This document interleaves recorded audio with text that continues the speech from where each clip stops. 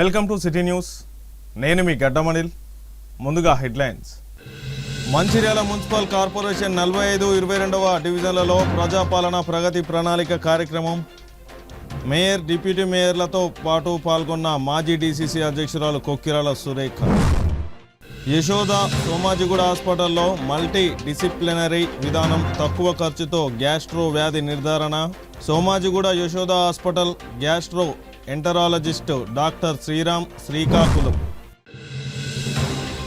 మంచిర్యాల జిల్లా లక్షట్పేట, దండపల్లి మండలాల్లో గాలివాన బీభత్సం. మామిడి, మొక్కజొన్న, వరి పంటలకు తీవ్ర నష్టం. మంచిర్యాల మున్సిపల్ కార్పొరేషన్ 45-22వ డివిజన్లలో ఈరోజు తెలంగాణ రాష్ట్ర ప్రభుత్వం ప్రతిష్టాత్మకంగా చేపట్టిన ప్రజాపాలన ప్రగతి ప్రణాళిక 99 రోజుల కార్యాచరణ ప్రణాళిక కార్యక్రమం నిర్వహించారు. ఈ కార్యక్రమానికి municipal corporation mayor Dharni Madhukar, deputy mayor Salla Ramya Mahesh, స్థానిక కార్పొరేటర్లు దోమల సునీత, లక్ష్మణ్, కంకణాల రోజా శ్యామ్లు పాల్గొన్నారు. ఈ కార్యక్రమానికి ఎమ్మెల్యే కొక్కిరాల ప్రేమసాగర్ రావు సతీమణి, మాజీ డీసీసీ అధ్యక్షురాలు కొక్కిరాల సురేఖ పాల్గొని మాట్లాడుతూ 45-22వ డివిజన్లలో ఉన్న సమస్యలను ప్రజలతో మాట్లాడి తెలుసుకోవడం జరిగిందని తెలిపారు. ప్రజలు వారికి డ్రైనేజీ సమస్య ఉందని చెప్పడం జరిగిందని, ఈ సమస్యను ఎమ్మెల్యే ప్రేమసాగర్ రావు దృష్టికి తీసుకువెళ్లి అతి త్వరగా డ్రైనేజీ సమస్యలను పరిష్కరిస్తామని హామీ ఇచ్చారు. ఈనాటి ఈ కార్యక్రమానికి Mancherial municipal corporation commissioner Anvesh, అధికారులు, కార్పొరేటర్లు, కాంగ్రెస్ పార్టీ నాయకులు, మహిళా నాయకురాళ్లు, కార్యకర్తలు తదితరులు పాల్గొన్నారు. మంచిర్యాల పట్టణంలోని 45వ వార్డు రామ్నగర్ ఏరియాకి రావడం జరిగింది. ఇక్కడ ముఖ్యంగా కరకట్టెలు ఎప్పుడు వర్షాకాలం వచ్చినా కూడా ఈ ప్రాంతవాసులకు అసలు నిద్ర అనేది ఉండట్లేదు. అది 4-5 ఏళ్ల క్రితం ఇక్కడ మొత్తం రామ్నగర్ ఏరియా అంతా కూడా సుందిల్లా బ్యారేజ్ బ్యాక్ వాటర్తోని మొత్తం మునిగిపోవడం జరిగింది. 4500 ఇళ్ళు మన మంచిర్యాల పట్టణంలో ఇల్లు మునిగిపోయినాయి. ముఖ్యంగా అన్నిటికన్నా ఈ బాధిత ప్రాంతం ఏది ఉంది అంటే అది రామ్నగర్ ఏరియానే. ఎమ్మెల్యే ప్రేమసాగర్ రావు గారు ఇక్కడ కరకట్టెల నిర్మాణం జరగాలి, వీళ్ళందరికీ ఈ రాళ్లవాగు పరివాహక ప్రాంతంలో ఎవరైతే ఇల్లు కట్టుకుని నివసిస్తున్నారో వాళ్ళందరికీ వర్షాకాలం ఈ నిద్రలేని రాత్రుల నుండి, ఈ భయాందోళనల నుండి వాళ్ళకి విముక్తి కల్పించాలి అని చెప్పేసి 225 కోట్ల బడ్జెట్తో ఇరిగేషన్ మినిస్టర్ ఉత్తమ్ కుమార్ రెడ్డి గారు, అలాగే ముఖ్యమంత్రి గారితో మాట్లాడి, బట్టి విక్రమార్క గారితో మాట్లాడి అక్కడ ఈ కరకట్టెల నిర్మాణం అనేది చేపట్టడం జరిగింది.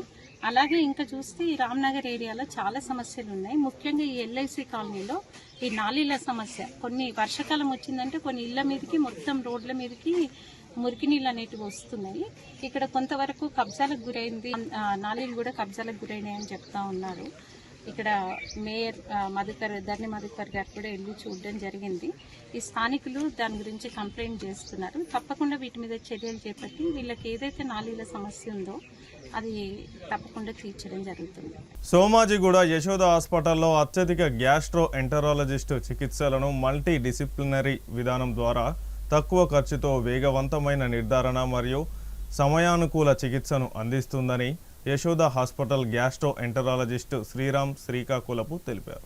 మంచిర్యాల పట్టణంలోని నార్త్ ఇన్ హోటల్లో ఏర్పాటు చేసిన సమావేశంలో ఆయన మాట్లాడుతూ యశోద గ్రూప్ ఆఫ్ హాస్పిటల్స్ గత 3 దశాబ్దాలుగా వైవిధ్యమైన వైద్య అవసరాలకు ప్రజలకు నాణ్యమైన ఆరోగ్య సేవలను అందిస్తుందని, అత్యున్నత ప్రమాణాలతో కూడిన వైద్య చికిత్సను అందించే సెంటర్ ఆఫ్ ఎక్సలెన్స్గా ఎదిగిందని డాక్టర్ శ్రీరామ్ అన్నారు. యశోద హాస్పిటల్ సోమాజిగూడ, సికింద్రాబాద్, మలక్పేట మరియు హైటెక్ సిటీలలో 4 స్వతంత్ర ఆసుపత్రులు ఉన్నాయని, వీటిలో మొత్తం 4000 బెడ్ల సామర్థ్యం ఉందని, ప్రపంచ స్థాయి ఆరోగ్య సేవలను తక్కువ ధరలకు అందిస్తుందని తెలిపారు. అరుదైన మరియు క్లిష్టమైన ప్రక్రియల కోసం సైతం విప్లవాత్మక సాంకేతికతను ఉపయోగిస్తూ యశోద గ్రూప్ ప్రతి వైద్య విభాగంలోనూ అత్యాధునిక రోగ నిర్ధారణ మరియు చికిత్స సేవలను అందిస్తుందని అన్నారు. ఈ కార్యక్రమంలో Yashoda hospital senior manager గిరెడ్డి Sudheer Reddy, Ponnala రాజు పాల్గొన్నారు. యశోద హాస్పిటల్ సోమాజిగూడలో మెడికల్ గ్యాస్ట్రోఎంట్రాలజిస్ట్ అండి నేను. సో ఈ 4 ఏళ్ల నుంచి రెగ్యులర్గా మంచిర్యాల విజిట్ చేస్తూ ఉన్నాను. ఇంతకుముందు ప్రతి వారం వచ్చేవాడిని, ఇప్పుడు 2 వారాలకు ఒకసారి వస్తున్నాను. ఎవ్రీ ట్యూస్డే, సెకండ్ ట్యూస్డే కానీ 4th ట్యూస్డే కానీ అట్లా వస్తున్నాను. ఇంకా స్టిల్ ఆ 4 ఏళ్ల నుంచి 5 ఏళ్ల నుంచి వచ్చిన పేషెంట్స్, వాళ్ళ రిలేటివ్స్ కానీ అంతా కంటిన్యూ అవుతున్నారు. సో నాది స్పెషలైజేషన్ ఏంటంటే మెడికల్ గ్యాస్ట్రోఎంట్రాలజీ. మెడికల్ గ్యాస్ట్రోఎంట్రాలజీ అంటే మన ఆహార నాళము అంటే ఫుడ్ పైప్, పొట్ట, చిన్నపేగు, పెద్ద పేగు, తర్వాత liver, pancreas, gallbladder, spleen, ఇవన్నీ సంబంధించిన వ్యాధులన్నీ మెడికల్ గ్యాస్ట్రోఎంటరాలజీలో ట్రీట్ చేస్తాం. ప్రొసీజర్స్ ఎండోస్కోపీ కానీ, కొల్నోస్కోపీ కానీ, ఈఆర్సిపి కానీ, ఎండోస్కోపిక్ అల్ట్రాసౌండ్ కానీ, లేకపోతే ఇంకా advanced procedures third space endoscopy అంటాం, ఈఎంఆర్, క్యాప్సిల్ ఎండోస్కోపీ అంటాం. ఇవన్నీ కూడా మనం మెడికల్ గ్యాస్ట్రోఎంటరాలజీలో చేస్తాం. ఎండోస్కోపీ అంటే ఏంటంటే చిన్న ట్యూబ్ ద్వారా నోట్లో అప్పర్ అబ్డామిన్ అంటే మన ఈసోఫేగస్, స్టమక్, తర్వాత చిన్న పేగులో ఫస్ట్ పార్ట్ని చూస్తాం, అది ఎండోస్కోపీ. కొల్నోస్కోపీ అంటే ఏంటంటే కింద నుంచి మన పెద్ద పేగు అంతా చూస్తాం, అది కొల్నోస్కోపీ. ఎండోస్కోపీ, కొల్నోస్కోపీ ఎందుకు చేస్తాము? ఎప్పుడన్నా మనకి గ్యాస్ ప్రాబ్లం ఉన్నప్పుడు, ఏదైనా కడుపులో నొప్పి ఉన్నప్పుడు. తర్వాత కొల్నోస్కోపీ ఎందుకు చేస్తాం? ఏదైనా కింద నుంచి ఏమైనా బ్లీడింగ్ ఏమన్నా అవుతుంటే, బాగా మోషన్స్ ఏమన్నా అవుతుంటే, కాన్స్టిపేషన్ లాంటి ప్రాబ్లం ఉంది, లేకపోతే అప్పుడప్పుడు ఏమైనా క్యాన్సర్స్ అవి సస్పెక్ట్ చేసినప్పుడు ఎండోస్కోపీ, కొల్నోస్కోపీ అనేది చేస్తాం. తర్వాత ఈఆర్సిపి అని ఇంకో ప్రొసీజర్ ఉంటుంది. ఈఆర్సిపి అంటే ఏంటి? గాల్ బ్లాడర్లో కానీ, బైల్ డక్ట్లో కానీ ఏమైనా స్టోన్స్ ఉంటే ఆ స్టోన్స్ రిమూవ్ చేయడానికి ఈఆర్సిపి అనే ప్రొసీజర్ చేస్తాం. ఒకవేళ మనం ఎండోస్కోపీ ద్వారా ఈఆర్సిపి ప్రొసీజర్ చేయకపోతే మనం సర్జరీ తప్ప వేరే మార్గం ఉండదు. అందుకని సర్జరీని అవాయిడ్ చేయడానికి ఈఆర్సిపి అనే ప్రొసీజర్ చేస్తాం. ఇంకొక రీసెంట్ అడ్వాన్స్ ఏంటంటే క్యాప్సిల్ ఎండోస్కోపీ. క్యాప్సిల్ ఎండోస్కోపీ అంటే ఏంటంటే ఒక చిన్న మన యాంటీబయాటిక్ టాబ్లెట్ అంత క్యాప్సూల్ ఉంటుంది. అది దాంట్లో చాలా కెమెరాస్ అవన్నీ ఉంటాయి. మనం యాంటీబయాటిక్స్ వేసుకుంటాం కదా, ఎమాక్సిసిలిన్ టాబ్లెట్ అంతే ఉంటుంది. అది వేసుకుంటే అది పొట్టలో పైనుంచి కింద వరకు వెళ్ళేటప్పుడు మొత్తం ఫొటోస్ అన్నీ వస్తాయి. ఆల్మోస్ట్ ఒక 1500 to 1600 ఫొటోస్ వస్తాయి, చిన్న పేగు, పెద్ద పేగు మొత్తం. అది మనం ల్యాప్టాప్లో లోడ్ చేసి ప్రాబ్లం ఏముంది అంత స్క్రోల్ చేసి చూస్తాం. తర్వాత ఇంకా రీసెంట్ అడ్వాన్సెస్ ఏంటంటే లోపల చిన్న చిన్న కంతులు కానీ, పాలిప్స్ కానీ అట్లా వచ్చినప్పుడు, ఇంతకుముందు చిన్న కంతి వచ్చినా సరే సర్జరీ చేయాల్సి వచ్చింది. అది పెద్ద సర్జరీ, ఓపెన్ సర్జరీ కానీ, లాప్రోస్కోపిక్ సర్జరీ కానీ చేయాల్సి వచ్చింది. ఇప్పుడు ఏంటంటే ఎర్లీ స్టేజెస్, ఇప్పుడు స్టేజ్ 1 క్యాన్సర్ అంటాము, స్టేజ్ 2 క్యాన్సర్ అంటాము. అట్లా స్టేజ్ 1 క్యాన్సర్లో ఉన్నప్పుడు ఏంటంటే మనం ఎండోస్కోపీ ద్వారానే లోపల కంతులు అవన్నీ కూడా ఇప్పుడు రిమూవ్ చేస్తాం. ఇవన్నీ ప్రొసీజర్స్ నేను చేస్తాను, యశోద హాస్పిటల్లో అవుతాయి. అవన్నీ ఏంటంటే సిటీలో ఉన్న వాళ్ళకి బాగా అందుబాటులో ఈజీగా ఉంటాయి. ఇక్కడ మన టౌన్స్లో ఉన్న వాళ్ళకి ఏంటంటే అవగాహన ఉంటుంది, ఇవన్నీ చేస్తాము, ఇవన్నీ ప్రొసీజర్స్ కూడా అవుతాయి అనేది అవగాహన ఉంటుంది. సో దానికోసం ఏంటంటే కొంచెం అవగాహన పెంచాలి. తర్వాత మేము ఇట్లా విజిట్ చేస్తూ ఉన్నప్పుడు, ఇక్కడ వచ్చి కలిసినప్పుడు మేము మాట్లాడి ఇట్లా కూడా చేయొచ్చు, సర్జరీ అవసరం లేదు, ఎండోస్కోపీగానే మేనేజ్ చేయొచ్చు, ఇవి చూస్తాం. ఇంకోటి ఏంటంటే వచ్చిన ప్రతి పేషెంట్కి ఎండోస్కోపీ అనేది చేయాల్సిన అవసరం లేదు. నేను ఈ 4 ఏళ్ళ నుంచి మంచిర్యాల రావడంతో ఏంటంటే ఇక్కడ ఉన్న పీపుల్కి బాగా క్లోజ్ రిలేషన్షిప్ ఉన్నది. సో ఏమన్నా ఎమర్జెన్సీ కేసెస్ కానీ ఏమన్నా ఉన్నప్పుడు డైరెక్ట్ మనకి యశోద సోమాజీ కూడా వస్తాం. రీసెంట్గా ఏంటంటే ఒక 14 years 10th class 9th class 10th classలో ఉంది. ఆల్మోస్ట్ 2 years నుంచి ప్యాంక్రియాటైటిస్తో బాధపడుతుంది, క్రానిక్ ప్యాంక్రియాటైటిస్. అంటే యూజువల్లీ ప్యాంక్రియాటైటిస్ ఎందుకు వస్తుంది? మేల్స్లో అయితే ఆల్కహాల్ మూలంగా, స్మోకింగ్ మూలంగా వస్తుంది. కానీ చిన్నపిల్లల్లో ప్యాంక్రియాటైటిస్ జెనెటిక్ రీజన్స్ మూలంగా వస్తుంది. అంటే వాళ్ళ జీన్స్లో డిఫెక్ట్ ఉండడం మూలంగా ప్యాంక్రియాటైటిస్ వస్తుంది. తను ఏంటంటే ఈ 1 year నుంచి బాధపడతా వెయిట్ లాస్ అయిపోయి, తను 15 years ఆమె 25 kgs ఉండే వెయిట్ అంతే. సో ఇక్కడంతా ట్రీట్మెంట్ తర్వాత ఇక్కడ నుంచి రెఫర్ చేసుకుని అక్కడికి వచ్చినప్పుడు ఏంటంటే ప్యాంక్రియాస్లో స్టోన్స్ ఉన్నాయని తెలిసి, ఇందాక చెప్పాను కదా ఈఆర్సిపి అని. ఈఆర్సిపి అంటే ప్యాంక్రియాస్కి కూడా ఈఆర్సిపి చేస్తాం. సో ఈఆర్సిపి చేసి ప్యాంక్రియాస్లో స్టోన్స్ తీసేసి స్టెంట్ అనేది వేస్తాము. ఇది చేసి ఆల్మోస్ట్ 6 months అయింది. 6 months నుంచి ఇప్పటి వరకు పెయిన్ రాలేదు. 6 months నుంచి స్కూల్కి వెళ్తుంది. 6 months నుంచి ఆల్మోస్ట్ 5 kgs వెయిట్ పెరిగింది. ఏంటంటే కరెక్ట్ టైంలో ప్రొసీజర్ చేయాలి. ఆ ప్రొసీజర్ దానికి ఆల్రెడీ 2 years బ్యాకే చేయాల్సి ఉండే, కానీ లేట్ అయ్యి మనం మా దగ్గరికి వచ్చినప్పుడు మేము చేసాము. తర్వాత మొన్న రీసెంట్గా ఒక 1 month బ్యాక్ ఇక్కడ నుంచి ఒక పేషెంట్ వచ్చారు, 75 years మేల్ పేషెంట్. ఇద్దరికి బాగా బ్లీడింగ్తో వచ్చారు. రాత్రి ఇక్కడ హాస్పిటల్కి వచ్చేసరికి హిమోగ్లోబిన్ బాగా తగ్గిపోయింది, హిమోగ్లోబిన్ 4 అయిపోయింది, బీపీ 70-50కి పడిపోయింది. ఇక్కడ ఉన్న హాస్పిటల్కి వచ్చినప్పుడు వాళ్ళు ఎమర్జెన్సీ ట్రీట్మెంట్ చేసి రక్తం ఎక్కించి బీపీ స్టేబుల్ చేసి మా దగ్గరికి పంపించారు. అక్కడికి వచ్చేసరికి మళ్ళీ బీపీ తగ్గిపోయింది. మళ్ళీ బ్లీడింగ్ కంటిన్యూ అవుతానే ఉంది, మళ్ళీ బీపీ తగ్గిపోయింది. మళ్ళీ స్టెబిలైజ్ చేసి అప్పటికప్పుడు రాత్రి ఎంత 12:30 వచ్చినట్టున్నారు. ఎండోస్కోపీ చేస్తే అప్పుడు యాక్టివ్గా ఇట్లా లోపల రక్తనాళం పగిలి బ్లీడింగ్ ఇట్లా కంటిన్యూస్ ట్యాప్ ఓపెన్ చేస్తే ఎట్లా బ్లీడింగ్ అవుతుందో అట్లా బ్లీడింగ్ అవుతా ఉంది. ఎండోస్కోపీ ద్వారా ఏంటంటే బ్లీడింగ్ ఆపడానికి మల్టిపుల్ మెథడ్స్ ఉంటాయి. ఒకటి కరెంట్, బ్లీడింగ్ మీద కరెంట్ ఇవ్వచ్చు, లేకపోతే చిన్న క్లిప్స్ లాగా ఉంటాయి, అట్లా క్లిప్స్ వేసి మనం బ్లీడింగ్ అనేది స్టాప్ చేస్తాం. కరెక్ట్గా 2 డేస్లోనే మంచిగా రికవర్ అయిపోయారు. 2 డేస్లో మళ్ళీ రిటర్న్ వచ్చేస్తారు. లివర్ వ్యాధులు ఏంటంటే లివర్కి రీజనరేటివ్ కెపాసిటీ చాలా ఎక్కువ ఉంటుంది. అంటే లివర్ ఒక 50 to 60% పాడే వరకు మనకు ఏదో ప్రాబ్లం ఉందని కూడా తెలియదు. సో అట్లాంటి పేషెంట్స్కి ఏంటంటే ముందుగానే లివర్ ప్రాబ్లం ఉందని తెలుసుకుంటే ట్రీట్మెంట్ చేయడం అనేది ఈజీ అవుతుంది. సో ఇవన్నీ ఏంటంటే డయాగ్నోసిస్ కరెక్ట్గా ఉండాలి, డయాగ్నోసిస్ తర్వాత ప్రోటోకాల్ ప్రకారం ట్రీట్మెంట్ ఉండాలి. ఇవి చేస్తే అందరు పేషెంట్స్ రికవర్. మంచిర్యాల జిల్లా లక్షట్పేట, దండపల్లి మండలాల్లో అర్ధరాత్రి వేళ వీచిన భారీ ఈదురుగాలులు రైతులకు తీవ్ర నష్టం కలిగించాయి. ఒక్కసారిగా ఉధృతంగా వీచిన గాలులతో పలు గ్రామాల్లో పంటలు నేలకొరిగాయి. లక్షట్పేట మండలంలోని ఇటిక్యాల గ్రామానికి చెందిన చుంచు పోచయ్య, బుద్ధ శ్రీనివాస్, చుంచు శ్రీనివాస్, దుంపటి తిరుపతి రైతులకు చెందిన సుమారు 20 ఎకరాల ఎత్తుగా పెరిగిన మొక్కజొన్న పంట పూర్తిగా నేలకొరిగింది. చేతికొచ్చిన పంట నాశనం కావడంతో రైతులు తీవ్ర ఆందోళన వ్యక్తం చేస్తున్నారు. అదేవిధంగా దండపల్లి మండలం లింగాపూర్ గ్రామంలో ఈదురుగాలుల ప్రభావంతో మామిడి తోటల్లో కాయలు రాలిపోయాయి. కొన్ని ప్రాంతాల్లో వరి పంటలు కూడా నేలకొరిగి నష్టం వాటిల్లింది. పంట నష్టాన్ని గుర్తించి ప్రభుత్వం తక్షణమే అధికారులకు పంపించి పరిశీలన జరిపించి నష్టపరిహారం అందించాలని రైతులు వేడుకుంటున్నారు.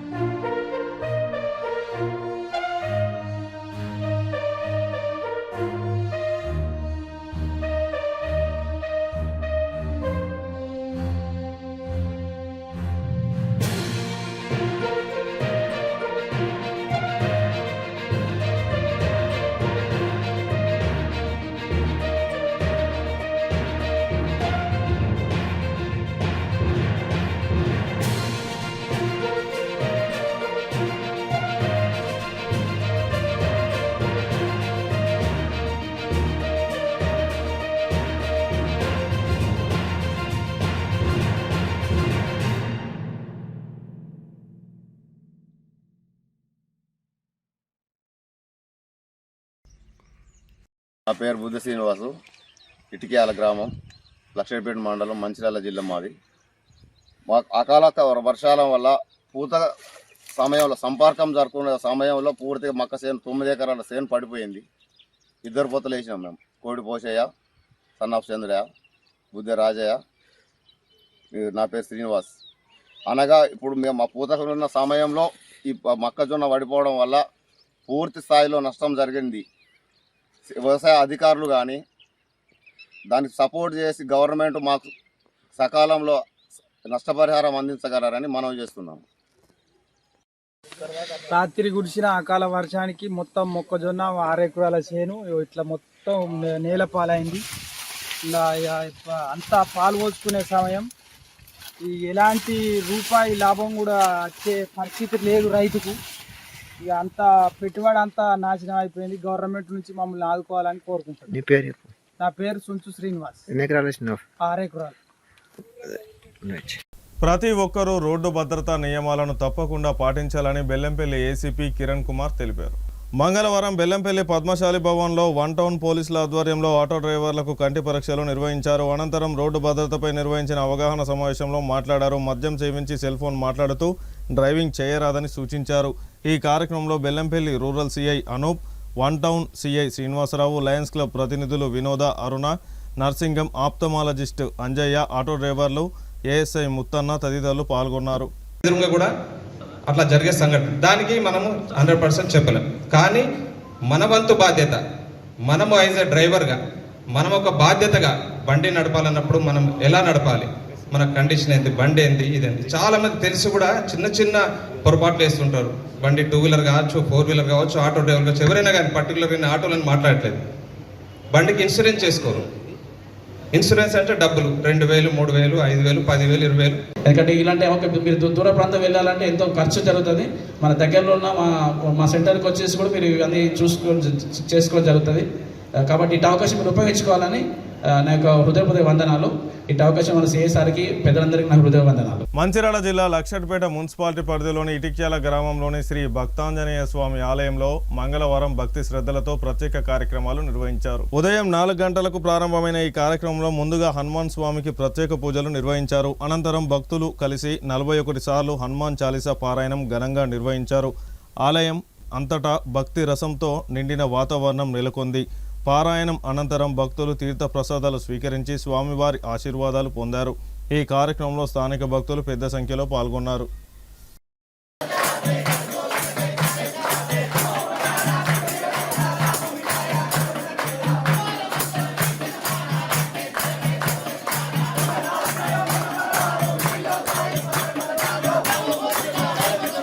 సింగరేణిలో నెలకు 2 సార్లు మెడికల్ బోర్డులు నిర్వహిస్తూ మెడికల్ ఇన్వాల్యుయేషన్ ద్వారా వారసత్వ ఉద్యోగాలు కల్పించాలని డిమాండ్ చేస్తూ జీఎం కార్యాలయం ఎదుట టీబీజీకేఎస్ ఆధ్వర్యంలో ధర్నా నిర్వహించి జీఎం రాధాకృష్ణకు డిమాండ్లతో కూడిన వినతి పత్రాన్ని అందజేశారు.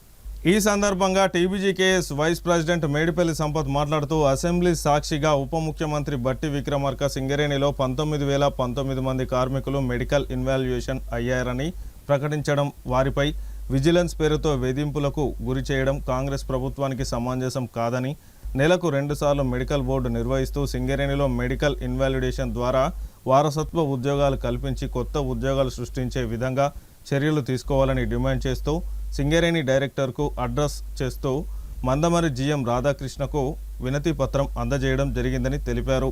ఈ కార్యక్రమంలో టీబీజీకేఎస్ నాయకులు, కార్మిక సంఘాలు, కార్మికులు తదితరులు పాల్గొన్నారు.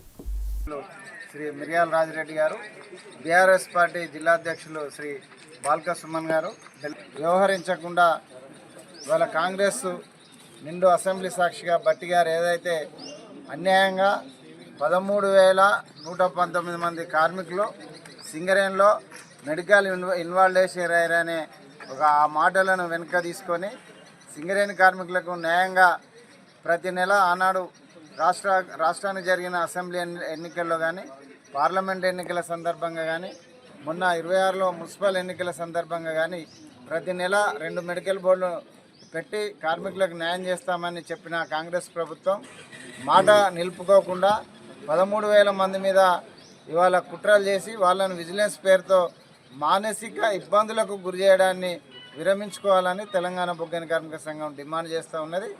ఆనాడు కేసీఆర్ గారు ఈ భారతదేశంలో అత్యున్నతమైన న్యాయస్థానం సుప్రీంకోర్టు వాళ్ళ వారసత్వ ఉద్యోగాలు ఇవి చెల్లయ్యని చెప్పినా కూడా దానికి న్యాయపరమైన చిక్కులు ఉన్నాయని తెలిసి కూడా వాళ్ళ మెడికల్ ఇన్వాల్వేషన్ అనే పేరుతో 2018 మార్చి 8వ తారీఖు నాడు ప్రారంభమై 2023 డిసెంబర్ వరకు వాళ్ళ తెలంగాణలో బీఆర్ఎస్ పార్టీ ఉన్నంత వరకు సుమారు 13,000 మందికి మెడికల్ ఇన్వాల్వేషన్ ద్వారా సుమారు 2,000 మంది జేఎంఈటీలు 475 మంది క్లర్కులు సుమారు 2,000 మంది టెక్నీషియన్లు టర్నర్లు ఫిట్టర్లు వెల్ఫేర్ ఆఫీసర్లు స్టాఫ్ నర్సులు వాళ్ళ వివిధ డిజిగ్నేషన్లను మొత్తంగా 22,000 మందికి వాళ్ళ సింగరేణిలో ఉద్యోగాలు అవకాశాలు కల్పించి వాళ్ళ సింగరేణిని పరిరక్షించింది గౌరవ తెలంగాణ తొలి ముఖ్యమంత్రి కేసీఆర్. అయితే వారికన్నా ఎక్కువ మీరు మెడికల్ ఇన్వాల్వేషన్ చేసి సింగరేణిలో కొత్త నియామకాలు చేసి కొత్త బాయిలు తీసుకొచ్చి వాళ్ళు నిరూపించుకోవాలి తప్ప ఉన్న కార్మికులపైన విజిలెన్స్ చేస్తామని చెప్పడం చాలా దుర్మార్గమైన విషయం. ఈ ప్రాంతంలో కాంగ్రెస్ పార్టీకి 10 మంది ఎమ్మెల్యేలను గెలిపించారు ఇవాళ సింగరేణి కార్మికులు.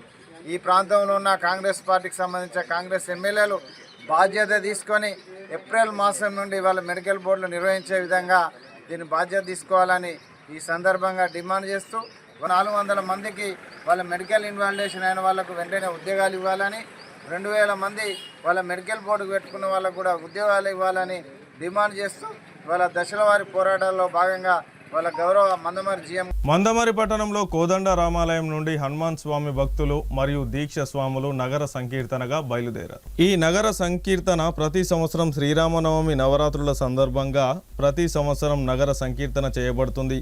శ్రీ కోదండ రామాలయం భక్తులు మరియు హనుమాన్ దీక్ష స్వాములు గురుస్వామి కొంతం రాజు, పైడిమల్ల అరుణ్ కుమార్, పుప్పాల శ్రీనివాస్, బుకాల సంతోష్, రాజశేఖర్, మడే శ్రీనివాస్, బిడ్డల శ్రీనివాస్, తరుణ్ మరియు తదితర స్వాములు మరియు భక్తులు అధిక సంఖ్యలో పాల్గొన్నారు.